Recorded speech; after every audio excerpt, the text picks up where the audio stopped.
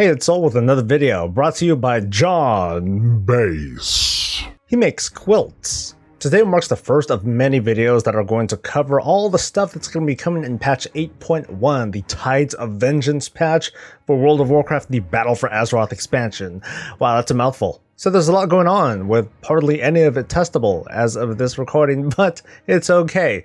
Thanks to the good people at Wowhead as well as MMO Champion, we have a lot of data mined information to look at. So let me preface everything with the following. Everything that I'm going to talk about is what would be considered a spoiler and data mined information, so don't trust a damn thing that I say. And in case you didn't read the link before you clicked on it, this is a lore-based video. I'm going to be talking about some of the new developments that are happening with Vol'jin and, well, some other characters. So if you're not interested in that stuff, please run away and I'll see you in the next thing that I do, and bye-bye. So we're going to talk about an old story about Vol'jin and just what the heck was on his mind when he appointed Sylvanas to become the next war chief after he died. This was visited numerous times by numerous pundits and lore buffs who were maybe dissatisfied with the developments of Vol'jin and how he met his demise and kind of the suddenness of assigning Sylvanas of all people to become the next war chief. 8.1 gives us some follow-up because we get to reunite with Vol'jin's spirit and we get to talk to him about just what the heck was on his mind. And we go through a series of, well, I would almost say wacky adventures as to trying to find out who is the person that is responsible for getting Sylvanas to become war chief. So I'm going to pick and choose from the data mine text conveniently printed over there. Some character, who is most likely Bane, tells Vol'jin, "Sylvanas led us to victory in the war against the Legion, but since then, she has done much to strain the honor that binds the Horde together.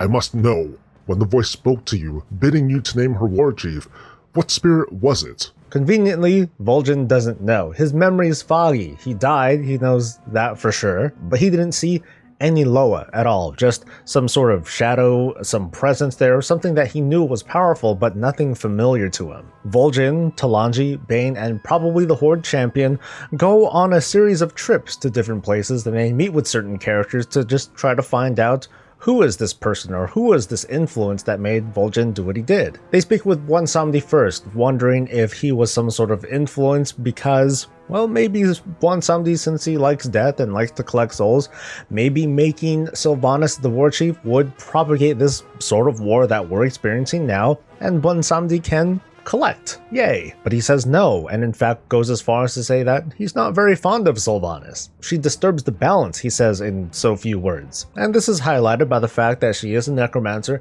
she does have control of the Valkyr, and the way Bwonsamdi words it, Sylvanas keeps spirits to herself. This, along with the other events that I'm going to talk about, they support the hypothesis of whenever a person dies in the Warcraft universe, they could go to one of several places. The Shadowlands might be like a default place, but they can go to any number of places depending on who's in control or who's in the vicinity, such as Bwonsamdi, who takes troll spirits for the most part. This party now travels all the way to Icecrown to meet with the Lich King of all people to find out if he's the one that's responsible. He says the same thing, that Sylvanas disturbs the balance of life and death, which makes no sense to me because he's the Lich King. The Lich King has only existed in the Warcraft universe for only a number of years now. He wasn't this eternal entity, at least that we know of. We can say that if the Lich King never came by, he was never thrown down here by Kil'jaeden, we wouldn't have the number of undead that we have right now, and then we would have a different sort of balance. So I kind of find it interesting that the Lich King is saying, no, it's not me who's imbalancing things, it's her, At any rate, hanging out with the Lich King for a little bit, we learn a couple of things. One is that he didn't do it.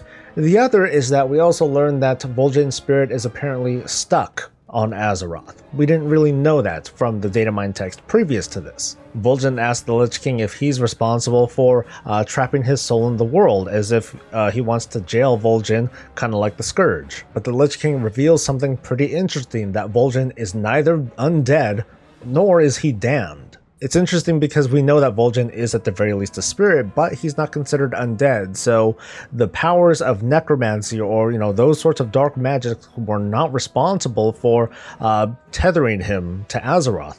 At least that's how I'm going to interpret it. So they leave, or they escape, however that goes, and they probably travel off to Storheim to talk with Aegir, the queen of the Valkyr. You might remember Aegir as the big Valkyr that Sylvanas was trying to capture with that dangly lantern thing that she was given to from Helya. And then Gin Greymane ruined her day. It's not shown here on the text that was provided, but it doesn't appear that Vol'jin asks Aegir, hey, was it you that made me make Sylvanas war chief? And if it turns out that she was, or she was directed to, good going. Way to almost get captured by the person that you assigned. Well, anyway, what Vol'jin does ask Aegir is whether or not she was responsible for bringing his spirit back to this side of the world. And Aegir says a couple of very interesting things.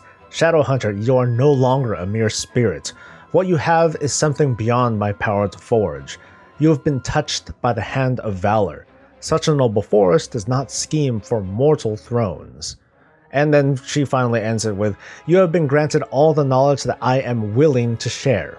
Leave now and never return. So from this, Vol'jin is revealed a couple of things. One, whoever it is that told him to make Sylvanas war chief apparently is not the same person or being that brought him back to Azeroth. He was touched by what Aegir identifies as the Hand of Valor. This kind of has connotations towards the light or nobility or just something good. But she also straight up tells Vol'jin and party that she's only given enough knowledge that she is willing to share. So she knows more, and she was told by someone to not say anything else. So this makes all the circumstances behind Vol'jin's death very suspect. And I didn't mention before, during the Battle for Broken Shore, when Vol'jin was stabbed by that big Felguard guy, that something just didn't feel right, that the demons that got to him, they shouldn't have got to him, that it was more than just a bad day. So from what little information that we have so far, we have two important questions to ask. One is, well, what I asked before. Who is the person or the being that made Vol'jin assign or appoint Sylvanas' war chief? And two, who or what summoned Vol'jin back to Azeroth? In our short journey to find out, I'm going to remind you folks at home and on the toilet one more time that this is all speculation and data mined information. So everything that I talk about could very easily be wrong, and the reason you're here is not to get your mind blown, but just to kind of get the gears going, to have a little bit of fun. So let's try to have some. According to Vol'jin's testimony, these suspicious circumstances happened as soon as the Battle for Broken Shore began, and Vol'jin was deployed into battle. He says that he was thrown off somehow, that somehow demons got through his guard, were able to take him out, and, well, get him killed. So my first immediate suspect is a pretty simple one. The Burning Legion. The Burning Legion has a very obvious and a very immediate advantage at getting Vol'jin killed. On top of that, if they're somehow able to influence Vol'jin to make Sylvanas of all people war chief, knowing that she has a bit more volatile behavior and knowing that probably this would cause further tensions between the Horde and Alliance, it would further weaken Azeroth's defense sufficiently enough that the Legion could possibly win the war. Although they didn't. But it doesn't take away the obvious logic behind the Burning Legion being there on the ground, seeing an opportunity, and trying to take advantage of it as best as they can. Unfortunately, there aren't a lot of circumstances that could really play a strong part into what led to Vol'jin's death. Apart from the Legion, the other suspects bring us to pretty wacky territory. And here's why. N'Zoth or any one of the old gods could have had some hand in Vol'jin's death, possibly getting into the thoughts of demons as to, hey, you know what, go over there, go for that guy, he's kind of important. Or to somehow whisper doubts into the forces of the Horde, or into Vol'jin himself and make himself open for some sort of attack. The reason why I'm a bit skeptic of that is I'm not quite sure what the old gods or what N'Zoth would really benefit from with the Horde and Alliance straight up getting wiped out from that battle and risking the Legion winning. Do the old gods really want to go toe-to-toe with the Burning Legion? I want to say no. Let's just skip to his final moments when he appoints Sylvanas to become war chief. Who might have done that? We know it's not Bwonsamdi, the Lich King, or Aegir. Unless someone's lying. It's still possible any one of these characters could have some hand that they just don't want to play yet, and before they do that, yeah, sure, they're willing to lie about it beforehand. One of the more popular theories being thrown around thanks to Belluar Gaming is Mueh'zala, or Mueh'zala, I don't know the pronunciation, sorry. Basically another Loa of Death from the Sand Fury tribe. This character makes his first appearance in the second book of the Traveler series, a young adult novel series that I haven't read, so I can't really say too much to this theory. But while there are many reasons why this could be possible, and you can take a look at Belluar's video if you want to take a look, I'll try to find it, I'll try to link it below. What makes me doubt it is a kind of lack of motive that I can connect with another Loa of Death. Why is it that the Zandalari and the Darkspear Loa of Death, Bwonsamdi, want to value balance while this other Loa of Death does not? I also wondered to myself, even though these two Loa aren't exactly part of the same tribe, do they talk to each other? Is there like a lounge that they all go to and meet up at? And again, it could very well be the old gods that are being this influence, because the old gods are behind everything that we don't understand. In the end, we just don't have enough information as to what is the influence that did make Sylvanas become war chief. I had a theory a little ways back that talked about who Bwonsamdi's boss could possibly be, and this might be the influence that made Sylvanas war chief. Although my theory on that was that it was the embodiment of the Shadowlands itself, as if it's like this unconscious will that made Sylvanas want to become war chief for some complicated reason, but it just sounds way too convoluted. It just doesn't make sense. In the end, I think it makes the most sense that it's agents of the Burning Legion like the Dreadlords that somehow got into Vol'jin's head. I mean, remember, he was fell poisoned, so that sort of influence might have caused Vol'jin to make that sort of decision in an effort to weaken the Horde and alliance for the possibility that the Burning Legion could win the war. It sounds pretty unexciting, I know, but the new information that we're getting from this datamine text suggests that something more exciting is involved when it comes to who saved or who's tethering Vol'jin's spirit to this world. Thanks to the Lich King and Aegir, we have a couple of clues. Vol'jin is not undead.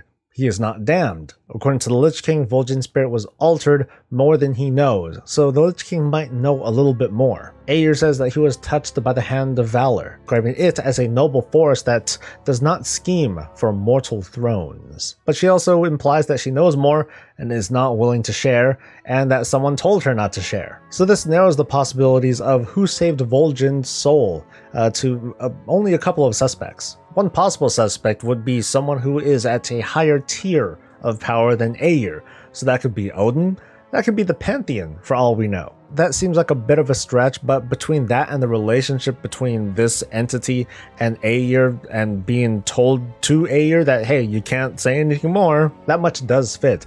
It just doesn't quite make sense as to what the motives or what the end game could be. Another guess that I have, which is totally insane, would be the forces of the light. This sounds like a terrible theory in my head, but I'll share this one. But what if it was, let's say it was the Legion who in fact tried to take Vol'jin's soul and try to twist it for their own ends, and then it was the forces of the light, such as Zira or some other Naru, that helped redeem that soul or save it. That in effect fits the idea of the soul being remade, as in Vol'jin neither being undead nor damned, that he was touched by a hand of valor. However, what explains his current predicament with being tethered to Azeroth? If it was in fact Zira, then maybe Zira had some sort of grand plan for him, but unfortunately things didn't work out because she was shattered by Illidan. So it's as if there were plans that were set in motion that unfortunately couldn't finish because the forces of the Legion were defeated, because Zira was destroyed, and the whole circumstance around Vol'jin was that he was just kind of left in limbo. So what does all this lead to? Not much, except for Vol'jin possibly being the catalyst that gives the Zandalari trolls their ability to become prelates again. But at this point, I'm not even coming to any sort of grand conclusion. It just happens to be all this lead up and all these threads that are being put together just made Zandalari paladins happen. Is that going to be it? I'd like to think that there's going to be a lot more than just that, but well, that's pretty much all I got. So what do you folks think? There are a lot of theories out there, and I promise you, I did not think this one up just because it was different. Because, wow, this sounds almost bad, but this is what I've got, and I'm gonna stick to it. So I hope this little round of speculation was entertaining, and if it was, please like this video and subscribe to support the channel so I can keep giving you more of this and all things Warcraft. I'll see you in the next thing that I do, and until then, stay safe, stay happy, and stay breezy.